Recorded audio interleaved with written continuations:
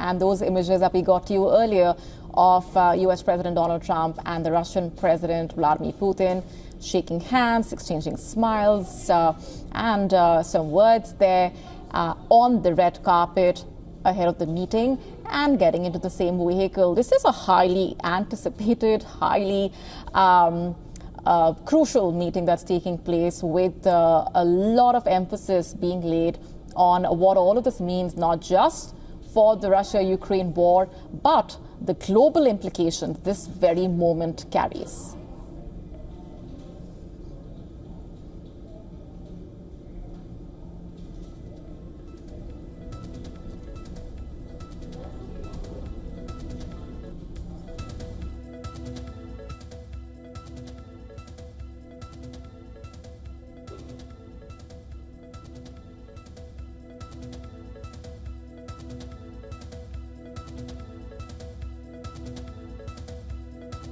You got to those images of the two leaders sitting side by side as well, following this moment when they arrived on the red carpet, and the Russian president was greeted by Donald Trump. They will be holding those crucial negotiations and those talks. There we have that banner saying pursuing peace, and those two words in itself very significant, carrying a lot of symbolism. Remember, this very moment in the run-up to this meeting and these two leaders sitting together, the number of conversations that have happened, not just between the two sides, but also when it comes to the very fact that this is a meeting that comes with global implications, so the kind of conversation, the discussions that have happened on several levels to also ensure that this meeting happens and the two leaders are in the same room, that in itself is a historic move. And which is why the entire world is watching these developments very closely, and the next few minutes to next few hours carrying a lot of significance for the Russia-Ukraine war. Will the war end? Will there be a breakthrough?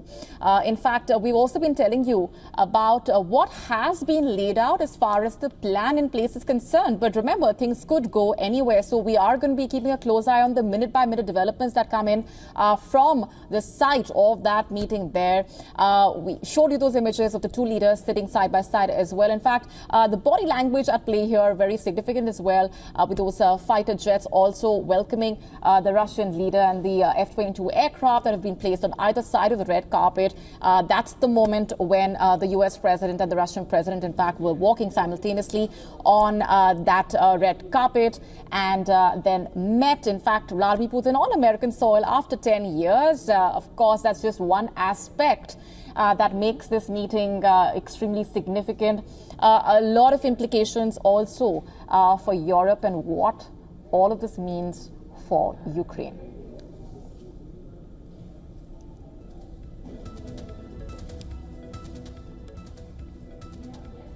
All right, going back across now to Susan Teherani. There we had a glimpse of what the meeting between the two leaders sitting together is looking like, Susan. And then we also saw those words, pursuing peace. That, of course, is, the attempt here. But whether or not that happens remains to be seen. Like we were discussing, things could go either way. But the very fact that the meeting has started, the two leaders are now sitting side by side.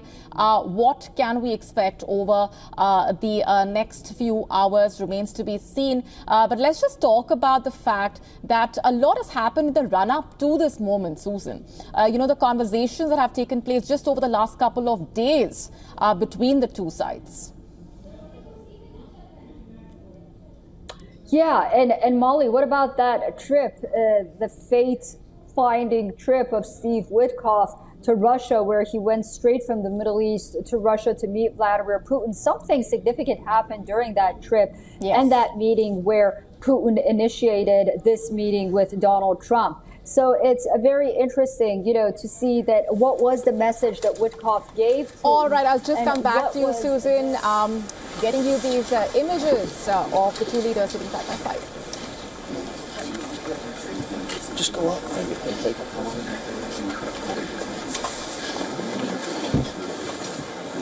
Thank you very much. Thank you. Thank you, press. Thank you, press. Thank you, press. Mr. Putin, will you press? Thank you, press. Thank you, press. Thank you, press. Let's go. Thank you, press. Thank you, press. Thank you, press. Let's go. Come on, guys. Come on, guys. Let's go. Let's go. Thank you, press. Let's go. Thank you, press. Thank you, press. Thank you, press. Let's go. Let's go. Thank you, press. Thank you, press.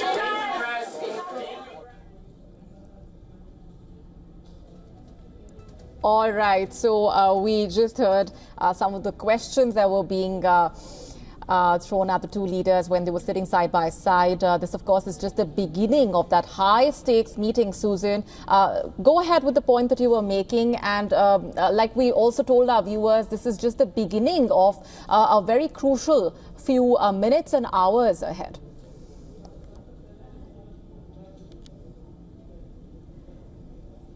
Yeah, Molly, I was just going to say it's just remarkable to see how excited the American press gets when they have an opportunity to interact with Russian officials. Similarly, it happens usually when Sergei Lavrov visits New York as well. So, yeah, I was talking about that visit by Steve Witkoff that really set the stage for this bilateral meeting between the two leaders. I mean, that definitely had to be something very important. It had to carry a lot of important messages on the part of the United States to Russia, to Vladimir Putin, that ultimately signaled that Putin wants to meet President Trump in some capacity. And when that request was made by the Kremlin, President Trump received messages from Witkoff that said that they were inciting enough. There was enough incentive for him to want to meet with Vladimir Putin. So, you know, that's why we say that it appears that the stage has been already set. There has been some sort of agreement between the two sides, at least about expectations of how to come out of this meeting. Again, you know, the details are going to be hashed out ultimately, of course, with Ukraine in the picture. But I think the two men are very clear-eyed about what they each hope to expect to reach and, you know, come out with during this meeting. I'm just getting some updates here. Of course, we just saw this. Putin and Trump refrained from making statements to the press at the beginning of the talks and did not answer any questions from the media. Understandably, we knew that was going to happen. We're going to expect that press conference, of course, with the two leaders, hopefully, when their talks are finished. And then also, again, yes, I have an update about how they didn't answer any questions. And we saw those questions that were sort of being thrown at Vladimir Putin. And the big question, of course, that we're all asking and trying to dissect is whether or not he's going to agree to a ceasefire ultimately with Ukraine. Indeed, that's one of the many big questions hanging in the air, isn't it, Susan? And like you said, you know, enthusiastic questions.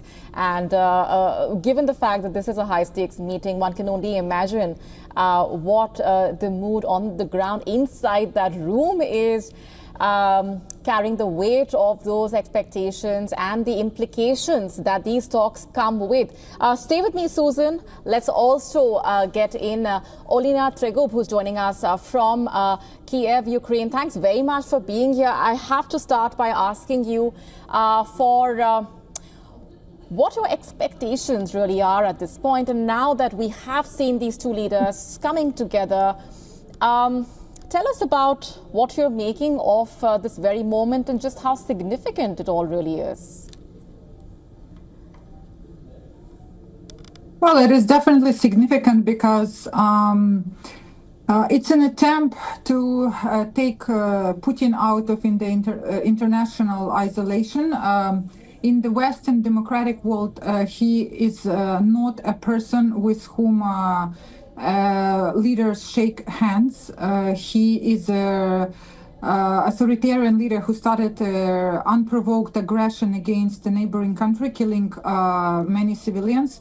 So, of course, for him, this is the high point of his legitimacy, and also. He will, of course, try to negotiate that Trump does not impose sanctions, additional sanctions on him, lift some of the sanctions. And this is something that, of course, very hard for Ukrainians to observe. At the same time, of course, everybody in Ukraine hopes that there will be some good things negotiated for Ukraine. However, At this point, the expectations of most Ukrainian experts and Ukrainian people in general that there is absolutely nothing significant that will come out of this meeting for the peace, for people. For Putin, we'll see how it will turn out. There is some chance that Trump will understand that Putin, for real, doesn't want peace, and he will. All right, we'll just try and reconnect that line with our esteemed guest, but that's just a part of the sentiment that was being talked about as to how the Ukrainians are viewing this meeting, this moment of the two leaders coming together. Remember, the very fact that they are sitting down for this meeting, the very fact that they are in the same room together, in fact, Vladimir Putin on American soil after 10 years, all of that, are crucial aspects at play, and a lot of significance and symbolism attached to this very meeting, the fact that it's taking place. Let's also, talk about and tell our viewers about how the last couple of hours have panned out as far as the messaging and as far as the optics at play is concerned. Remember, just earlier in the evening, in fact, a few hours ago, the U.S. president had also referred to this meeting as a high-stakes one, and Russia, in fact, also had made its position clear, stressing on how its stance and its position remains unambiguous. So that's just a sample of the kind of statements and positioning and posturing that's been coming in from the United States and Russia in the run-up to this meeting. Of course, that aside, those conversations that have taken place, like our correspondent Susan Tehrani was just pointing towards the very fact that we are looking at this meeting taking place having global implications, and the optics at play here when the two leaders met, those F-22s placed on either side of the red carpet. Of course, that a warm welcome that was also bestowed upon the Russian president, with the U.S. president receiving him and greeting him, the body language and the optics at play here. There's a lot to decode, but the very fact that the two leaders have come together after all that has happened for this high-stakes meeting. What happens here onwards, though, remains absolutely uncertain. But every word, statement, every image matters at this point. In the next few minutes and hours, extremely significant. Remember, we got an indication earlier of what the American president is going into the meeting with. That indication of if things don't go as he anticipated, or if things don't go that way, then he will walk away. That's just a sample of the anticipation and the kind of mood at play here as well. So which is why we're stressing that the next few minutes itself are significant, and the next few hours, of course, will tell us about where things stand, whether or not there will be a breakthrough. A lot of pessimism attached through those, those viewpoints that have been expressed over whether or not this will actually lead to the war coming to an end, whether this meeting will actually in itself lead to a breakthrough as such. But there's also been that point of view that this is a starter, and who knows where things go from here onwards. So what's certain at this point is that this meeting between the two leaders will set the ball rolling with far-reaching implications for not just the Russia-Ukraine war, but for the entire world. Remember, US President Donald Trump, before taking office, had also talked about putting the war to an end. And the kind of significance attached to those statements as well. Let's just go back across to our correspondent Susan Tehrani, who's been tracking those developments very closely. Susan, very interestingly, let's just go back to the moment before the American President Donald Trump took over. And, the kind of promises that were made about ending the war. In fact, a sample of that was also how he had promised to end the war within 24 hours. But, the way things stand right now and all that has happened to even make this meeting possible. And we've, of course, seen very interesting sentiment at play here from the two sides? Yeah, it really does seem like the two sides are at a point where they're hoping that they can get wins out of this meeting. And then ultimately, when we look at it, Molly, it comes down to innocent lives being lost. People are dying on the battlefield every single day.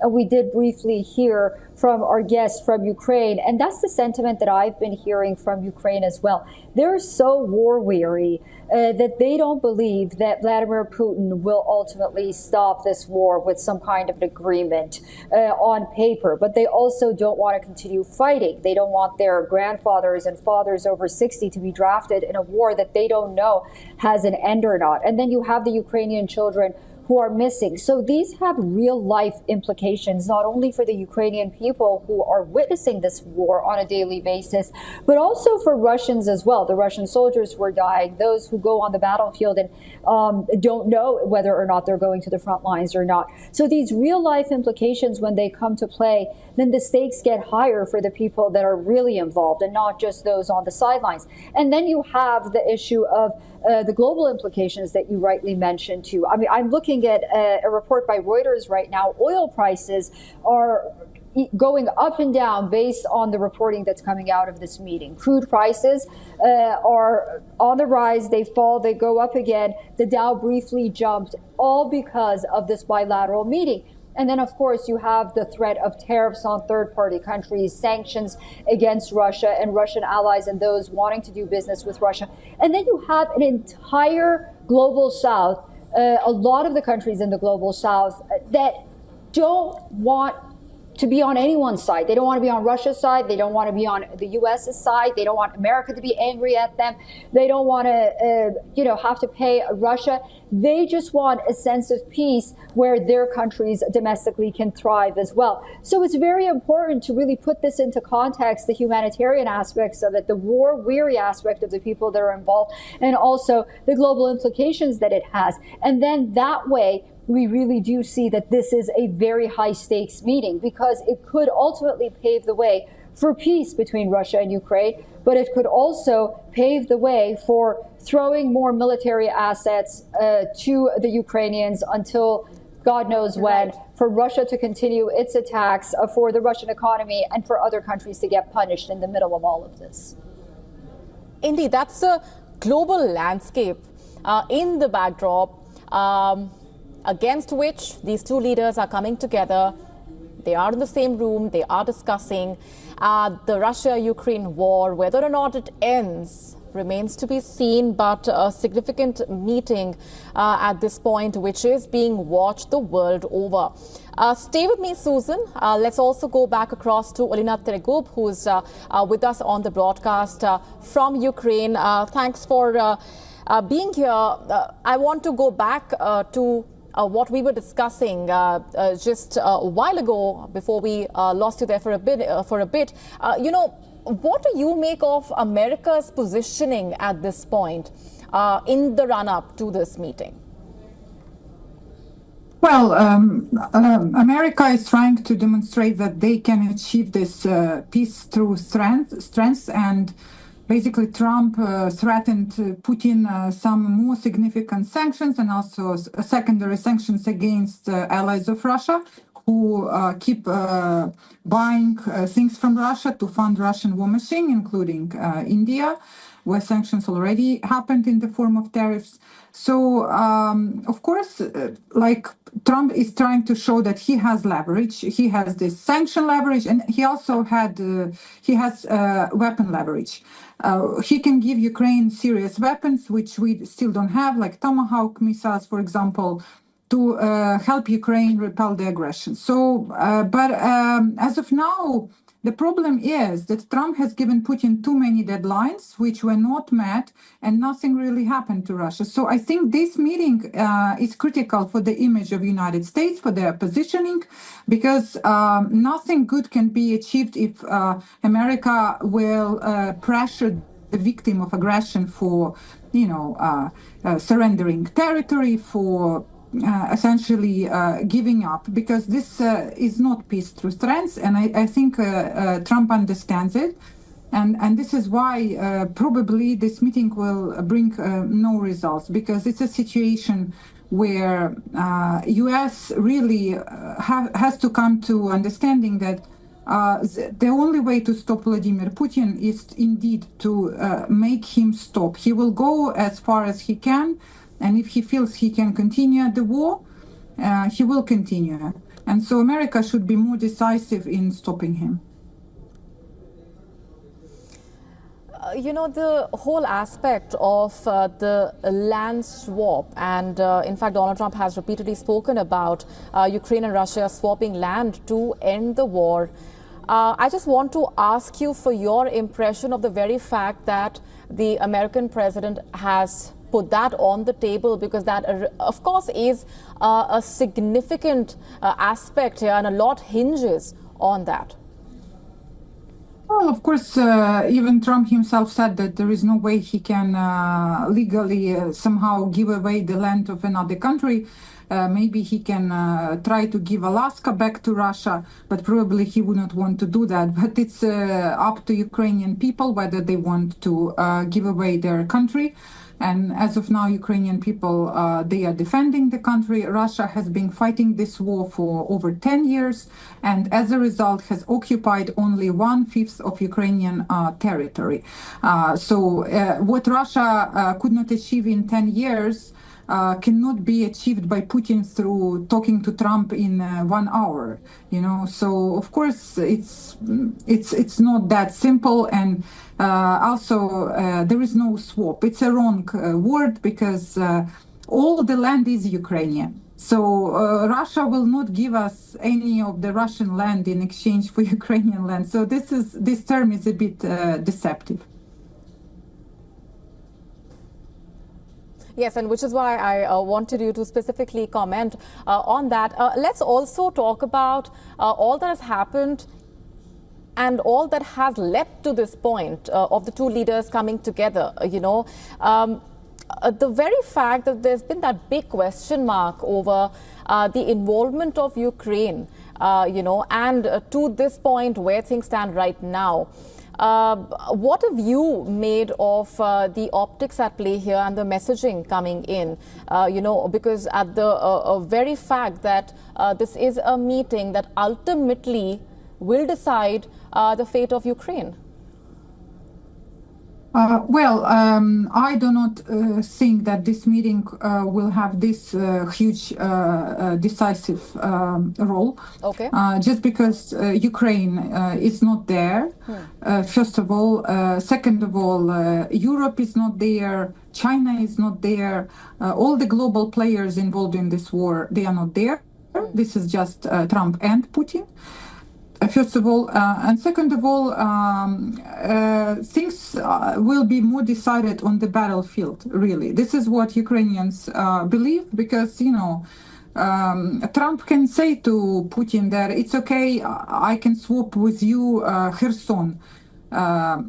They're one of the big cities of Ukraine. But Ukrainian people will not let Putin have Kherson and will be protecting Kherson. This is just, like 3 years ago when the war, the big war started, maybe Joe Biden also said that I will not protect Ukraine, so probably Russia will unfortunately occupy Ukraine. But you see, despite the fact that we did not receive, we think, enough assistance from US, Ukrainian people stood up and protected their own land. And I tell you, in the first several months of this big war, Ukrainian people didn't even have weapons to do it, but they still did it. And only after that, the world, the US, Europe started sending us some more serious weapon.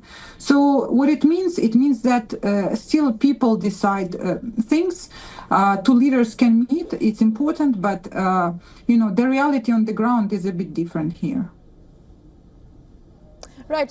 Earlier when we started this conversation, I was going to ask you, for your sense of what your expectations are, but also how optimistic you really are. But it is quite clear now that you are not optimistic at all as far as this meeting is concerned. Yeah, this is true. I'm not optimistic. I give it maybe a 10% chance that there will be some temporary ceasefire achieved. The most optimistic expectation that I have from this meeting that Trump will finally understand that it's a waste of time to talk to Putin, and it's also damage to his image as the leader of free world to talk to Putin. That's the most optimistic I am about this meeting. Otherwise, I absolutely I don't believe that Putin is ready for peace, because Putin wants to destroy Ukrainian statehood, destroyed Ukrainian state. And he will not just say, I will stop the war after taking just 5% of Ukraine and let the rest of Ukraine live free and happy ever after. He is not after something like that. This is why I don't believe he's ready to stop. Right. I also want to ask you to tell our viewers in greater detail about the mood and sentiment on the ground in Ukraine right now. People in Ukraine are very tired. This war is really horrible. It's like, in the Second World War, people are hiding in basements of their houses for 3 years. The whole buildings collapsed in Kiev, in other big cities. It's a horrific, views, and so many died on the front line. Our best people, our film directors, our writers, our actors, they go to fight, all the intellectuals, and we hear news about famous people dying. So it's horrible. At the same time, what choice do Ukrainians have? Their land is being attacked, and they keep defending their land. So we still have the army. We have less people in the army now because many are dead and not everybody ready to fight. But Ukraine is still capable of defending itself, and Ukraine just hopes that the big powers in the world will, like US, will help to defend, and also Europe will step up, and Europe will be able to increase their defense industrial base, and this will be a game changer when Ukraine will receive more support. Ukraine start making our own weapon, 40% of our weapon made in Ukraine now, which was not the case when this war started. So Ukraine is ready to defend itself. That's the mood, despite the fact that it's sad and tiring and very, traumatic experience. It is indeed a very traumatic experience, Ms. Alina Trejub. Now, one of the ideas that is being floated at the possibility of an exchange of territory is that Vladimir Putin, it appears, has put forth the proposal, or something that he's agreed to, that has been put forth by the Americans, where he wants to take over the Donetsk and the Zaporizhia regions completely in exchange for the Russians giving back the Ukrainians the territory that they have conquered or captured in the course of this war, from places such as Kharkiv and in a few other places. How would the Ukrainian people, react to the possibility of this kind of a change of territory as a possible, factor in reaching some kind of a deal? Well, I tell you one thing which is not reported much in the media. There is not a single region of Ukraine except for Crimea, which is fully taken by Russia. Many people think that, for example, Lugansk and Donetsk region is fully occupied by Russia. It's not true. So these two regions were not Russians didn't even manage to fully occupy these two regions. And I don't even speak about the other two regions, which are western, the Zaporizhia and Kherson region. Those also are only partially occupied. So in reality, Putin could not achieve it in 10 years. Right. So Ukrainian people think, why would we give him what he could not actually win over 10 years? Why would he need to be rewarded for starting war and starting this bloodbath by giving him some territory he didn't even invade yet?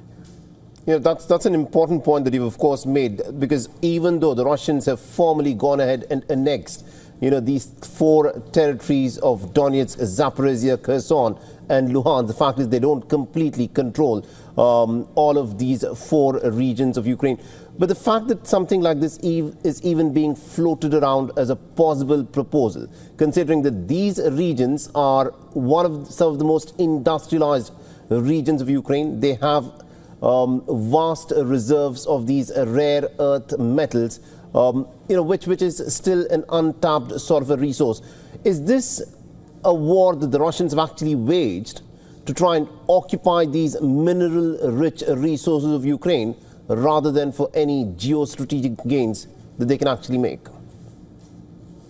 Occupying those resources and also occupying the biggest nuclear power plant in Europe, Zaporizhzhia nuclear power plant, it's definitely one of the things, material things that Russians wanted. And actually the former ally of Vladimir Putin, Prigozhin, who was killed in the plane crash. He was the head of the private Putin's army, Wagner group. Before his death, he made a video where he said that don't believe that Putin is ideological. They are doing this war just to enrich themselves and steal the money. And he was talking about all these matters. However, when we look at Russian propaganda machine and what Putin is saying, they say that they want to destroy Ukrainian nation in general. They don't want Ukraine to exist as an independent country, right, and that they want to fight the war until they kill all Ukrainians. So I think this war became more for them than just about the money and resources. Now, the Russians, in their defense, they say that there is a large amount of a Russian-speaking population that lives in the Donetsk region and in the regions adjoining the Russian territory. How do you respond to these people who say that the Russian-speaking population had been unsafe, which is what has sparked this entire conflict?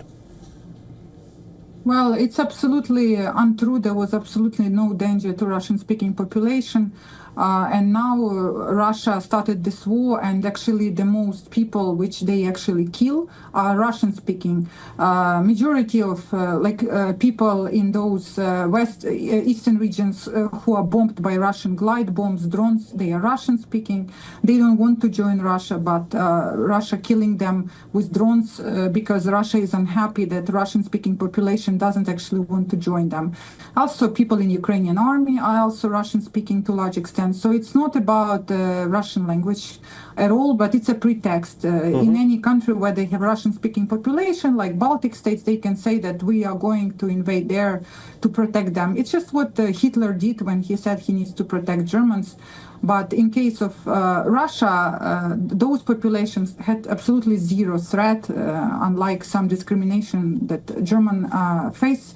Russian-speaking population in Ukraine, I'm in Kiev now, and half people here speak still Russian language, and there is no issue about that, even though I think that Ukrainians should try to speak Ukrainian because they are Ukrainians. Right. Now, you're joining us from Kiev.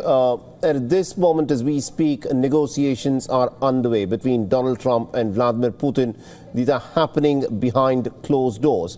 But there is no Ukrainian representative. How do you think this resonates with the people of Ukraine?